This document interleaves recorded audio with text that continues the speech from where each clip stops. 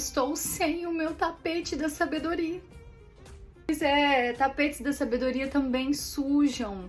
Precisa lavar. Vocês sabiam que, curiosidade assim, vocês sabiam que na mitologia, assim, na mitologia, nos folclores, nos contos de fadas, o tapete, ele tem esse papel de transcender o tempo, de levar a gente de um lugar para o outro, inclusive outras dimensões. E na psicologia do mesmo jeito, o tapete é o símbolo do tapete é o símbolo da iluminação. Tipo assim, você pisa no tapete, pum, sai em outro portal. Se você não tem um, já providencia, menina. E por que eu tô falando disso? E o nome do livro de Gisele Bündchen é Aprendizados, Minha Caminhada para uma Vida com Mais Significado. E esse livro foi lançado lá em... Aí, menina, ele é dividido em 7 capítulos. 8 lições. São 8 lições que ela vai dar ao longo do livro pra gente, no que ela aprendeu da vida dela. Ela foi incentivada a escrever esse livro porque as pessoas gostavam de ler o que ela escrevia. Olha, então tem alguma coisa aí na sua vida que você tá duvidando de você mesmo, assim, que, não sei. E tem um monte de gente, assim, falando pra você, não, mas você faz isso muito bem. E você tá aí parada, sem botar o negócio pra... Você trate de acreditar em você, mulher. Primeira lição é: tudo começa com disciplina. E aqui nesse capítulo, gente, ela fala que assim a disciplina está com ela como uma coisa natural, assim, desde que ela se entende por gente, a disciplina já é algo natural para ela, porque não basta, né? Não basta ela ser uma Uber model, não basta ela ter a inteligência que ela tem, essa família linda que ela tem, e tudo que ela tem, o dinheiro que ela tem, a fama que ela tem, o poder que ela tem, não basta isso não.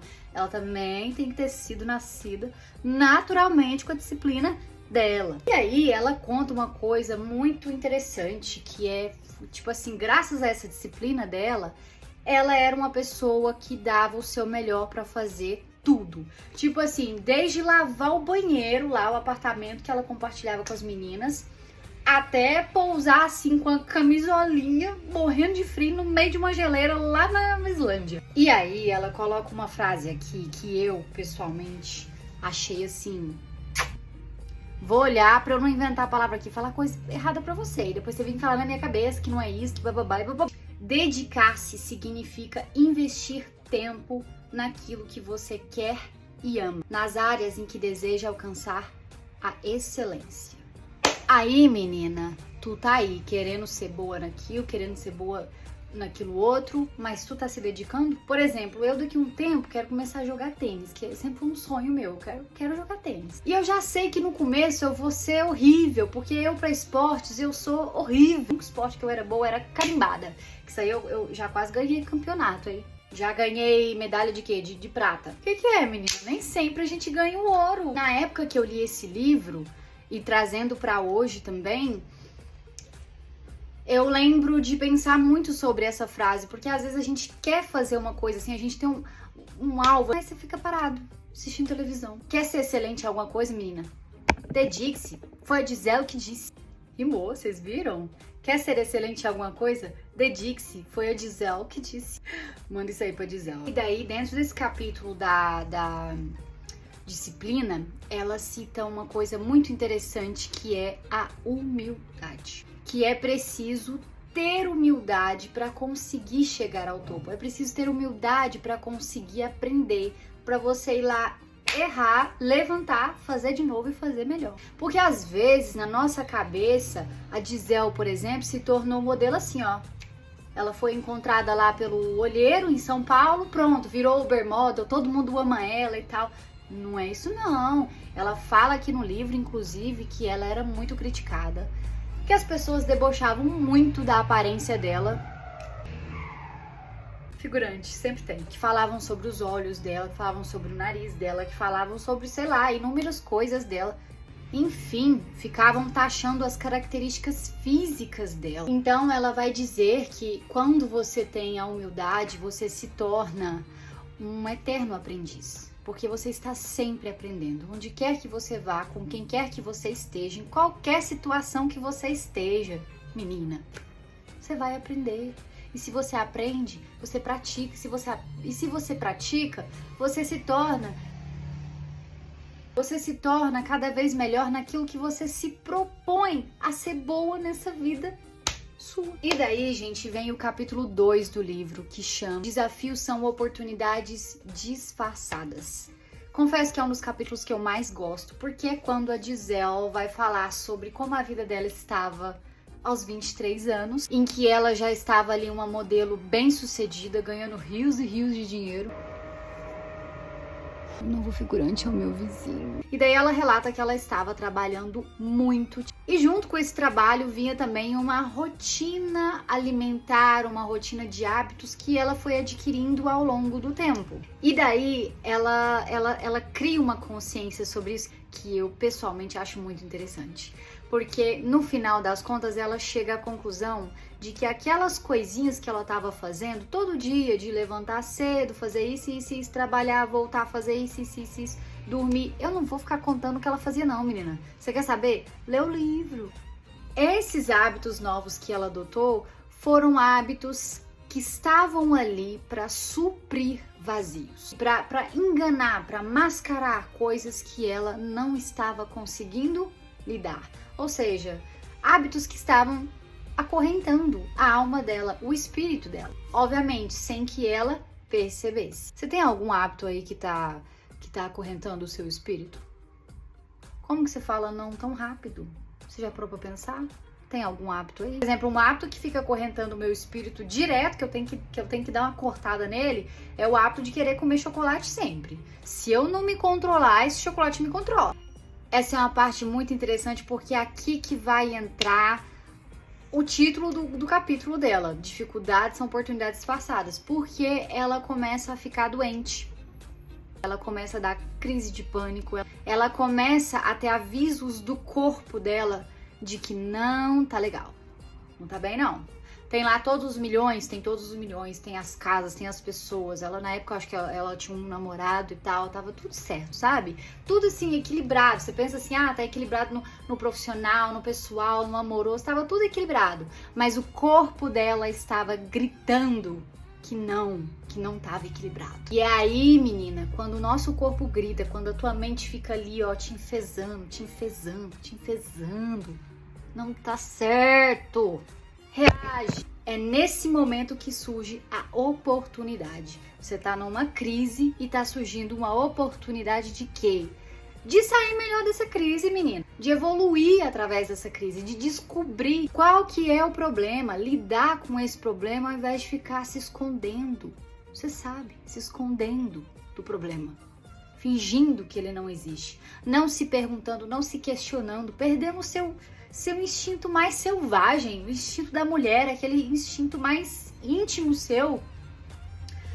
Eu acho que tem no homem também, tá? Se você for homem e estiver assistindo aí, acho que tem no homem também, mas é que eu sou mulher, então eu tenho que falar das mulheres. Você não pode deixar esse instinto, o seu corpo, a sua alma se calar. Porque se ela se calar, adivinha quem vai padecer?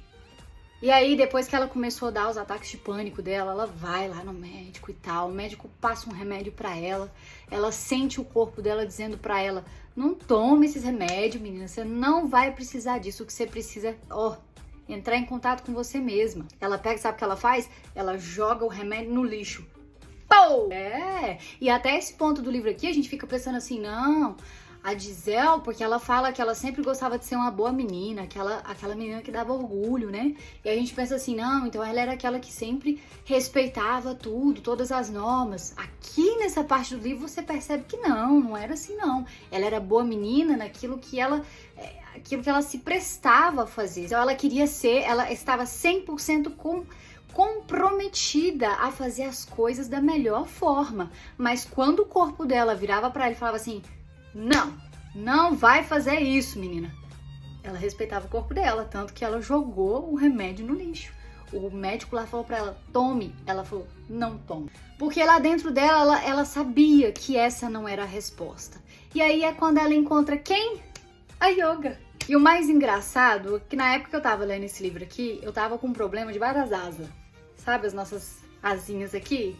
Então, a verdade é que eu tava toda descadeirada, que eu tava terminando a faculdade, e no final da faculdade, eu já não tinha costas, eu já não tinha bunda, eu já não tinha mais nada nessa vida minha. E aí eu li esse livro aqui e eu tive uns insights muito, muito legais. E foi aqui que eu também comecei a me interessar pela yoga. E ela começou a praticar yoga. E aqui ela fala que ela começou a praticar, mas não foi só assim, as asanas, não. Aquilo é um passo. As asanas é um passo para você seguir para meditação. Você tá aqui na postura do cachorro, ó. E de repente, tranquilizando o seu espírito, tranquilizando a sua alma, entrando em contato com você, fazendo as reflexões internas que ninguém mais nessa vida consegue fazer, menina. Ninguém consegue falar com você, descobrir os problemas que tá dentro do seu corpo como você mesma, nem o seu psicólogo. Ah, mas o meu psicólogo é o melhor da cidade, o melhor do estado, é o psicólogo mais caro, sei lá o que. Ele não vai conseguir descobrir o que tem dentro de você, tanto quanto você mesma pode fazer isso. O seu poder tá aí dentro, ó. Com a yoga, na verdade, né, vem também todo um questionamento de vida. Porque a Gisele resolve fazer uma revolução, querida, em tudo. Alimentação, ela começa a ver o que ela estava comendo, que estava fazendo mal, as coisas que ela precisa comer para regularizar o organismo dela. Porque vocês lembram da frase, né? Nós somos o que comemos. O que você anda comendo? Você quer tá comendo aí um achocolatado quente? Quer que a sua mente fique livre de vícios? Não vai, menina! Inclusive, se vocês estiverem gostando, eu posso trazer review de outros capítulos. O último capítulo é, assim, o capítulo que eu mais amo. É o capítulo que ela me inspirou, assim, imensamente. Inclusive, estou pensando em gravar um videozinho aqui também pra vocês. Esse último capítulo chama Conhecer a Si Mesmo. Que daí já casa lá com a frase do Freud, que eu vivo falando aqui a frase do Freud. Não é porque eu sou, assim, devota, fã do Freud, não. Mas é porque essa frase que ele falou faz muito sentido. Que é: a principal tarefa de uma existência é compreender a própria mente. Voltando aqui, aí a Gisele começa a rever a questão da alimentação dela, das pessoas que estão ao redor dela, porque ela começa a se questionar, faz sentido? Será que essa pessoa realmente conecta com a energia que eu tô tentando me conectar? Porque, inevitavelmente, os nossos relacionamentos vão influenciar em como a nossa vida. Você tá aí viciado em café e fica do lado de um bando de viciado em café, ninguém vai desviciar. Tipo assim, menina, o que é a sua dificuldade? O que é a dificuldade do momento da sua vida? Seja lá a dificuldade que você tá passando, que eu sei que você tá passando, eu tô passando, tá todo mundo passando. Qual é o ensinamento que essa dificuldade está tentando te trazer? Qual que é a clareza que essa dificuldade está tentando te entregar? Porque sempre tem uma clareza por trás da dificuldade. Eu fico aqui conversando com ele, eu fico me perguntando assim, por quê? Por que eu não posso aprender? Por que eu não posso evoluir, né? Somar aqui, ó, feliz, plena. Tem que estar sofrendo, tem que estar na sarjeta para aprender alguma coisa. Deus já respondeu para vocês isso? Se ele tiver respondido, conta aqui para mim. Ao final desses 2 capítulos, a mensagem que ela deixa aqui, logo no início do livro dela, a mensagem que ela deixa aqui é que quando ela estava naquele momento de crise, para ela sair daquele momento de crise, ela teve que se mexer. Sabe, ela não ficou ali, ai, Deus me ajude. Não, ela teve que se mexer, ela teve que ir atrás para descobrir o que ia saciar a alma dela, o que ia acabar com aquele período crítico da vida dela. E daí é onde ela começa a fazer todas as revoluções que, se a gente não fizer... Você quer continuar ruim, menina? Então começa a fazer revoluções. Mexa-se. Tem uma frase que eu gosto muito, que inclusive acho que quem fala é a Joyce Meyer. Ela fala assim, ó: você precisa de um milagre? Mexa-se. No final dos 2 capítulos aqui desse livro, ela deixa essa mensagem assim: eu tava num momento de crise e ali tinha uma oportunidade maravilhosa para eu mudar de vida.